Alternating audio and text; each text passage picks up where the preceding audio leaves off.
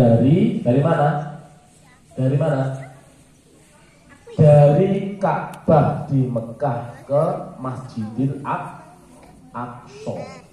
Ya, itu perjalanan Kanjeng Nabi Muhammad SAW. Dan perjalanan itu ditempuh selayaknya berapa hari? Perjalanan itu ditempuh 1 bulan kalau pakai kuda atau unta. Zaman dulu tidak enak mobil, Avanza tidak enak gitu ya. Jadi ditempuh dengan unta atau kuda itu memakan waktu normalnya 1 bulan perjalanan dari Ka'bah Mekah ke Masjidil Aqsa di Yerusalem. Di situ Nabi Muhammad SAW tidak menempuh 1 bulan anak-anakku sekalian, tapi menempuhnya berapa?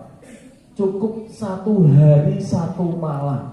Inilah mukjizat yang diberikan Allah Subhanahu wa Ta'ala kepada Kanjeng Nabi Muhammad SAW. Yang selayaknya berapa? 1 bulan ditempuh oleh sahabat-sahabat atau manusia pada zaman itu. Tetapi Kanjeng Nabi Muhammad SAW Isra itu ditempuh dalam waktu 1 hari 1 malam sampai di mana? Masjidil Aqsa. Di sana Kanjeng Nabi Muhammad ditunjuk untuk mengimami para nabi dahulu. Ya, jadi Kanjeng Nabi Muhammad di sana di Masjidil Aqsa disuruh mengimami sholat 2 rakaat. Siapa saja yang disuruh mengimami? Nabi Adam, Nabi Isa, Yusuf, Idris, Harun, Musa dan Nabi Ibrahim. Jadi Kanjeng Nabi Muhammad Nabi yang terakhir disuruh mengimami pada waktu itu di Masjidil Aqsa. Sholat 2 rakaat. Itu Isra, paham? Ya, perjalanan Isra itu dari mana? Dari Mekah ke Masjidil Aqsa. Itu perjalanan Kanjeng Nabi Muhammad. Kemudian Mi'raj. Apa anak-anak sekalian Mi'raj? Mi'raj itu perjalanan Kanjeng Nabi Muhammad dari Masjidil Aqsa ke mana? Ke langit 7 saf atau Sidratul Muntaha. 7 saf, Pak. Iya, di arsinya Allah. Nah, ini sangat luar biasa perjalanan Kanjeng Nabi Muhammad pada waktu itu dari Masjidil Aqsa ke Sidratul Muntaha, ke langit 7. Dan Nabi Muhammad SAW melewati langit-langit itu yang dimiliki 1 dari Nabi Adam, itu langit pertama. Langit kedua yaitu siapa? Nabi Isa, Yahya, itu langit kedua. Langit ketiga siapa? Nabi Idris. Dan seterusnya sampai langit ke-7 Nabi Ibrahim. Nabi Muhammad SAW melewati langit-langit itu sampai 7 saf arsinya Allah, Sidratul Muntaha. Lah di situ Allah kasihkan mukjizat sama Kanjeng Nabi Muhammad SAW itu untuk melaksanakan sholat 5 waktu. Pada waktu itu perintah Allah kepada Nabi Muhammad adalah sholat 50 rakaat dalam 1 hari. Lalu Nabi Muhammad mengajukan keberatan, koyo DPR mengajukan keberatan itu. Maka oleh Allah dikerucutkan lagi menjadi berapa? Sholat 5 kali berapa rakaat anak sekalian 1 hari? Ayo, Isya berapa? 4. Subuh berapa? Berapa itu jumlahnya? Matematika nih, berapa? Nah, zuhur berapa? 4. Berarti tambah berapa? Berapa? Berluru 6, ber 6 4 kok piro? 10. Tambah asar berapa? 4. Berarti berapa? 14. Tambah maghrib berapa? Berarti berapa? 17 rakaat dalam 1 hari. Itu apa yang diperintahkan oleh Allah Subhanahu wa Ta'ala. Maka itulah hikmah dari Mi'raj, adalah mukjizat yang dikasihkan oleh Nabi Muhammad SAW, yaitu perintah sholat. Dan sekaligus untuk apa? Sekaligus untuk nanti yang dihisab pertama kali oleh Allah. Jadi peristiwa Mi'raj ini nanti yang dihisab ketika di yaumul kiamah adalah sholat. Tutup bodohmu piro nek, rambutmu dawa apa cendek nek, nakal apa belik nek. Nah, itu nanti tidak dihisab yang belakangan. Yang pertama dihisab adalah sebagai umat Islam, Ad-dinul Islam adalah as-sholatu ala waqtiha. Paham ya? Apa? Sholat 5 waktu. Itu yang dihisab yang pertama kali. Nah ini disampaikan kepada Nabi Muhammad, kepada seluruh umatnya. Siapa umatnya?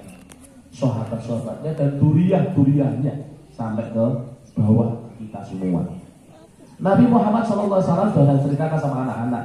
Ketika dia sudah mau sakaratul maut, ya, Nabi Muhammad itu tidak mau diambil oleh Allah sama malaikat pencabut nyawa sebelum seluruh umatnya apa? Dimasukkan surga. Pada waktu itu sakit keras kanjeng Nabi Muhammad SAW ditunggu oleh istrinya. Dan pada waktu itu sholat Jumat, Umar bin Khattab, Utsman bin Affan di situ menunggui Nabi Muhammad untuk menjadi imam. Lantas kok tidak datang-datang kemana ya kanjeng Nabi? Padahal waktu sholat Jumat sudah tiba. Lalu Utsman bin Affan menghampiri ke rumahnya kanjeng Nabi. Tok, assalamualaikum. Yang buka istrinya, waalaikumsalam. Wahai Siti Khadijah, baginda Nabi temu di kok daerah begini, bahasanya dulu bukan seperti ini, tak bahasanya saiki. Setelah itu dijawab, beliau lagi berbaring sakit. Nah setelah itu dihadirilah kanjeng Nabi. Wahai Utsman bin Affan, lanjutkan sholat Jumat dan panjenengan tak amanai untuk menjadi imam. Nah di situ Utsman bin Affan jadi imam lah setelah di situ. Kemudian ada tamu yang kedua ngetok pintu kanjeng Nabi setelah sholat Jumat terlaksana. Tok, assalamualaikum. Kemudian dihadiri oleh istrinya kanjeng Nabi. Di situ dibuka. Sopon saya tidak tahu mengganggu kanjeng Nabi, lagi mau Utsman bin Affan kalau imami. Ini yang kedua. Ternyata tamunya siapa? Malaikat pencabut nyawa. Siapa? Israfil. Datanglah, wahai istri kanjeng Nabi Muhammad, saya diutus oleh Allah untuk mencabut nyawanya kanjeng Nabi Muhammad. Lantas dipersilahkan, belum dipersilahkan, lapor dulu sama Nabi. Wahai suamiku tercinta, bilangnya lagi dulu. Ini ada tamu dari utusan Allah, yaitu malaikat pencabut nyawa untuk mengambil nyawanya panjenengan pripun. Dan saat ini jika nyawa gak karen-karen, nah butuh dijadel dan selesai itu zaman sekarang. Gimana? Tapi kalau kanjeng Nabi Muhammad tidak ditarik, begitu sucinya beliau, begitu mulianya beliau. Setelah itu ya wis kon mlebu wae, masuklah sudah malaikat pencabut nyawa. Wahai Nabi Muhammad SAW, saya di sini diutus oleh Allah untuk mengambil nyawa panjenengan, untuk mencabut nyawa panjenengan. Lantas gimana jawabannya? Halo.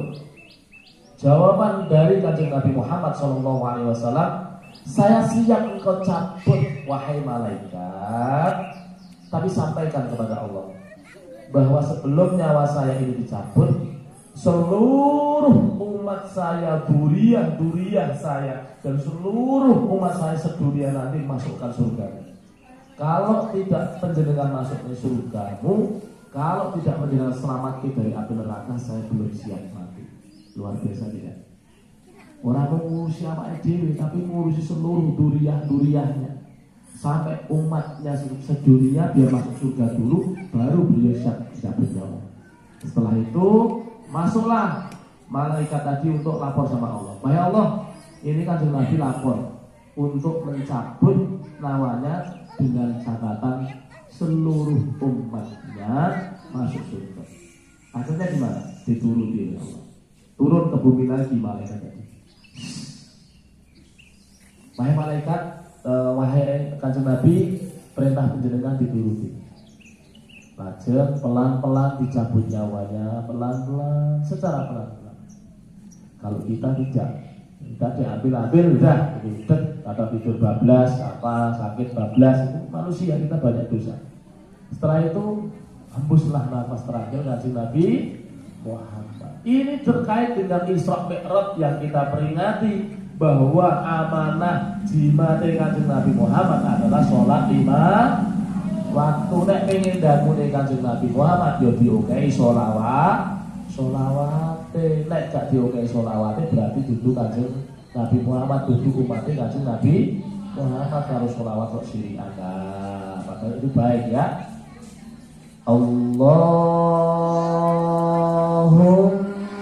sholli ala sayyidina Muhammadin tibbil qulubi wa dawaiha wa afiyatin abdan.